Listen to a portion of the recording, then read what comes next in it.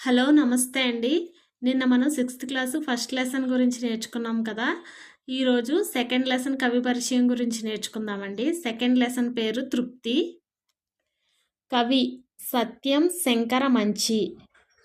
జన్మస్థలం గుంటూరు జిల్లా అమరావతి. ఈయన రచనలు అమరావతి కథలు, కార్తీక దీపాలు, కథా సంపుటాలు, రేపటి దారి, సీత స్వగతాలు, ఆఖరి ప్రేమలేఖ, ఎడారిలో కలువ పువ్వులు మొదలగు నవలలు. ఇవన్నీ కూడా సత్యం శంకరమంచి గారి నవలలు అండి. అలాగే ఈయన ఇంకొక నాటకాన్ని కూడా రచించారు. ఆ నాటకం ఏంటంటే హరహర మహదేవ అనే నాటకాన్ని కూడా సత్యం శంకరమంచి గారు రచించారు. అలాగే 1979లో అమరావతి కథలకు గాను రాష్ట్ర సాహిత్య అకాడమీ పురస్కారం లభించింది. సత్యం శంకరమంచి గారికి 1979లో అమరావతి కథలకు రాష్ట్ర సాహిత్య అకాడమీ పురస్కారం లభించింది. తృప్తి పాఠ్యభాగం సత్యం శంకరమంచి గారు రాసిన అమరావతి కథలులోనిది.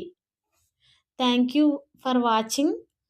ఈ వీడియో కనుక మీకు నచ్చినట్లయితే కనుక ప్లీజ్ సబ్స్క్రైబ్ చేసుకోండి.